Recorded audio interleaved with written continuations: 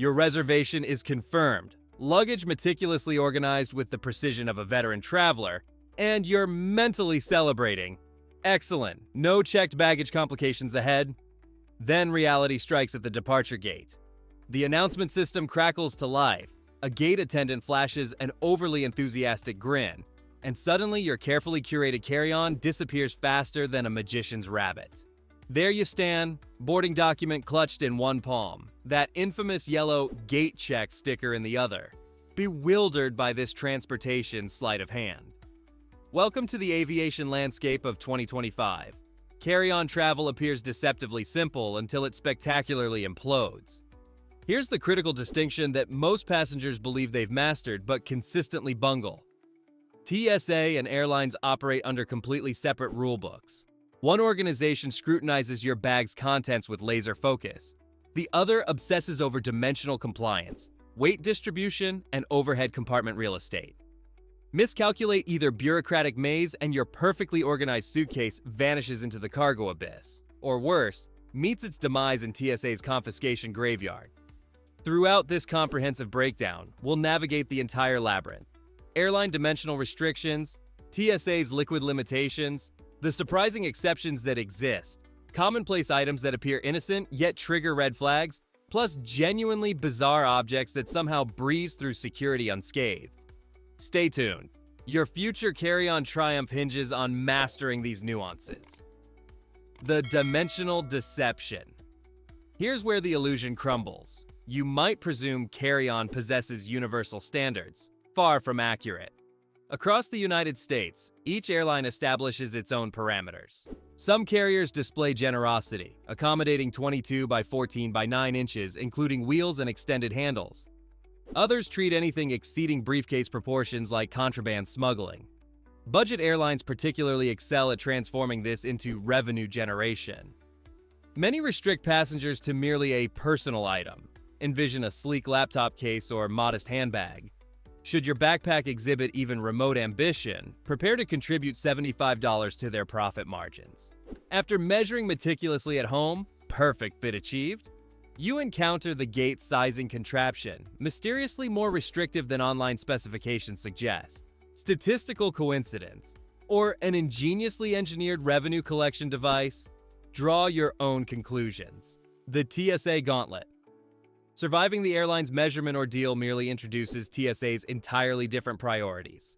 They remain indifferent to your spinner's aesthetic appeal. Their focus centers on operational efficiency. Their objective involves maintaining smooth conveyor belt flow without creating bottlenecks, and anything disrupting this rhythm attracts immediate attention. This introduces the persistent 311 regulation. All liquids, gels, creams, and aerosols must measure 3.4 ounces, 100 milliliters, maximum, consolidated within one transparent quart-sized container.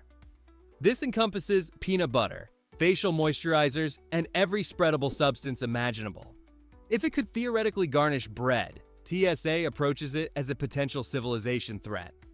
You're simultaneously appeasing two gatekeepers, the airline's dimensional obsession and TSA's liquid doctrine.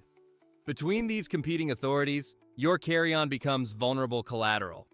Ahead, we'll explore the surprising exceptions you can actually transport. Spoiler? Magical wands receive approval while almond butter faces rejection, plus strategies for avoiding those dreaded last-minute gate checks. The exception paradox. Most travelers approach security checkpoints like contestants in an impossible quiz, bag ready, instincts activated, harboring deep anxiety that their almond butter jar will spell disaster. Plot twist: numerous presumed prohibitions actually aren't restricted. TSA maintains an unexpectedly extensive catalog of exceptions guaranteed to surprise you. Consider liquids. Everyone recites the 3.4-ounce limitation religiously, yet specific items, breast milk, infant formula, and baby food, transcend these restrictions. Remarkably, traveling infants aren't required. Simple declaration suffices. Medical necessities receive comparable accommodation. Insulin, prescription topicals, medication cooling packs. These pass through via additional screening procedures like swab testing or secondary scanner passes, not automatic confiscation. Now for the delightfully absurd permissions. TSA demonstrates unexpected tolerance toward items that seem television comedy ridiculous. You could confidently stride through security carrying a bowling ball and Harry Potter wand simultaneously without raising eyebrows. Cowboy spurs, miniature espresso makers, even live fish within sealed leak-proof containers. Absolutely legitimate. One traveler, after confirming with TSA, successfully transported a goldfish cross-country that arrived healthier than most connecting flights. Conversely, someone attempting to bring a magic 8-ball faced denial. The mysterious internal liquid violates regulations. TSA even quips, consult the 8-ball about flying and the prospects remain decidedly grim. More surprisingly, standard lighters receive approval, actually 2, fuel included. Just avoid checked luggage placement. Apply this same permissiveness to peanut butter, however, and witness the atmosphere shift dramatically. Spreadable substances classify as gels, and gels face strict regulation. Certainly, portions feel absurd. However, understanding the logic and loopholes enables smarter packing and reduced stress. Remember, success isn't about universal logic, it's about TSA logic, an entirely unique ecosystem. The innocent offenders. You've executed everything perfectly. Measured your luggage, verified toiletries multiple times, organized snacks into neat containers, yet still received that dreaded shoulder tap. Why? Because TSA specializes in surprise violations. Peanut butter appears harmless but occupies the spreadable gel category, making full-size jars inspection-worthy. Identical treatment applies to hummus, salsa, lotions, yogurt, and significant portions of cosmetic departments. If it squishes, it qualifies. If it potentially leaks, it qualifies. If it could enhance toast, it definitely qualifies. Then there's the never crossed my mind inventory. Snow globes, excessive trapped liquid, canned tuna, packing liquid matters, and aerosol deodorant, travel size mandatory or confiscation follows. The most reliable trigger? Tools. Wrenches are prohibited. Slender screwdrivers might succeed depending on length. A forgotten pocket knife in side compartments can generate 30 minutes of uncomfortable discussion and, depending on officer discretion, potential fines. Please avoid novelty lighters resembling firearms. Seems obvious. Yet annually someone attempts this, invariably resulting in delays, documentation, and airport police conversations. The flagrant violations. The uncomfortable reality. Previous success doesn't guarantee future passage. Different days, different officers, different outcomes. If you've encountered stops over snow globes, spice containers, or completely innocent sandwiches, you're not alone. Sharing these experiences helps fellow travelers feel better about upcoming journeys. A significant distinction exists between getting flagged and getting stopped. Some items merit curious glances. Others halt entire security lines. People continue testing boundaries. Firearms represent the obvious example, seemingly unnecessary reminders. Yet TSA discovers thousands of guns and carry-ons annually. Real, frequently loaded.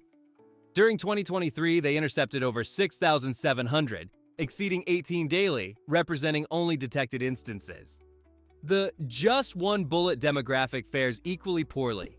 A single round loose in backpacks can mean delays, interrogation rooms, and sufficient federal documentation to cause missed boarding groups. Sharp objects occupy identical no-tolerance zones. Disposable razors generally pass. Anything featuring removable blades faces rejection. Even certain safety razors can trigger inspections if classified as tools rather than grooming implements. Pressurized containers? That jumbo hairspray or industrial deodorant isn't making the flight. If it hisses or might rupture, it's grounded unless travel-sized. For truly bewildering decisions, someone once attempted transporting bear spray through Denver Anchorage security. Result? It never approached the cabin, or even checked baggage. That substance represents pepper spray with serious enhancement, receiving appropriate TSA treatment. Bear spray receives zero compassionate consideration even in checked luggage. Envision pepper spray with significant amplification, earning identical weapon classification from TSA. Remarkably, someone genuinely attempted boarding with a foam sword, completely non-metallic, merely a fluorescent green prop salvaged from children's costume collections. Yet, from 20 feet away, it projected less whimsical and more panic-inducing. At 6 a.m. in Terminal B, the distinction between cosplay and catastrophe remains precariously narrow. The lesson? If an object pokes, sprays, penetrates, discharges, or prompts screeners to pause and question, excuse me, what exactly is that? It's definitely not accompanying you in the passenger compartment. Final verdict. If the item appears suitable for military deployment or Halloween merchandise displays, it doesn't belong in your carry-on. International complications. Now let's transport this spectacle overseas. The moment you depart U.S. territory, the regulations transform dramatically, and that innocuous snack can mutate into a $250 penalty the instant your aircraft touches foreign soil. Domestic aviation and international travel represent entirely different games with distinct officials and regulatory frameworks, particularly regarding permissible carry-on contents. Within American borders, most airlines ignore cabin baggage weight. If it accommodates overhead compartments, nobody objects. Transition to Europe or Asia, however, and that same trusted roller suddenly becomes problematic. Numerous carriers restrict cabin weight around 15 pounds and demonstrate no hesitation about placing your luggage on scales at departure gates, public weighing ceremonies included, because why not incorporate additional drama into your journey? Security protocols receive their own international interpretation. You might assume TSA's 3.4-ounce liquid standard enjoys universal acceptance. It absolutely doesn't. Certain countries implement stricter limitations, others require comprehensive exhibitions, separating every liquid and electronic device into individual inspection trays. That facial moisturizer that sailed through New York screening might earn you courteous additional inspection in Tokyo. The complications extend beyond security checkpoints. Customs transforms food items into navigational hazards. The apple forgotten in your backpack? In Australia, that can generate a $250 arrival gift. One traveler discovered this harshly. Officials remained indifferent to its aircraft origin. Biosecurity concerns dominated. No warnings issued, just immediate penalties. Even dried snacks can raise concerns. Jerky, trail combinations, fruit supplements, anything containing animal or plant origins may require declaration. And I was unaware lacks magical properties at customs desks. Checkpoint choreography. You've progressed this far. Check-in accomplished, baggage unweighed, water bottle emptied. You're contemplating, perhaps this journey is actually cooperating. Then you encounter the TSA examination. This represents where meticulous packing confronts harsh reality, not due to poor organization, but because you packed as if security screening didn't exist. Organized cubes become meaningless if laptop retrieval requires 2 complete minutes. If it's enveloped in sweaters, constrained by hoodies, and wrapped in optimism, the conveyor belt will stall bearing your identity. Primary rule: liquids, creams, gels, and aerosols emerge immediately. No hesitation. TSA expects that quart-sized container ready for deployment. If you're excavating shampoo from side compartments while fellow passengers are already barefoot and collectively sighing, you're behind schedule. Position liquids at the top, near zippers, not buried beneath emergency provisions and souvenir clothing. Electronics receive identical treatment. It's no longer exclusively laptops, tablets, e-readers, cameras, portable gaming devices. Anything exceeding phone thickness likely deserves individual containers. At major hubs like LAX and JFK, security resembles choreographed performance as much as screening, and you're the opening performer. The professional approach. Here's the strategic maneuver distinguishing frequent travelers from bewildered newcomers. Pack specifically for checkpoint navigation. Consolidate electronics within one accessible zone. Maintain passport, identification, and boarding documentation where they appear instantly, not following backpack excavations. If your socks contain holes, today isn't their moment for prominence. Regarding footwear, unless you possess TSA PreCheck, anticipate removal requirements. Avoid lace-up boots, complicated sandals, and 30-eyelet hiking boots. Select something that slides off and on without acrobatic performances. Please don't hurl loose valuables, phone, wallet, jewelry, into exposed containers. One tray gets redirected for additional screening, and suddenly your wireless earbuds are taking surprise excursions to Phoenix. Utilize small zippered pouches, insert essentials, and store that pouch within your personal item before containers arrive.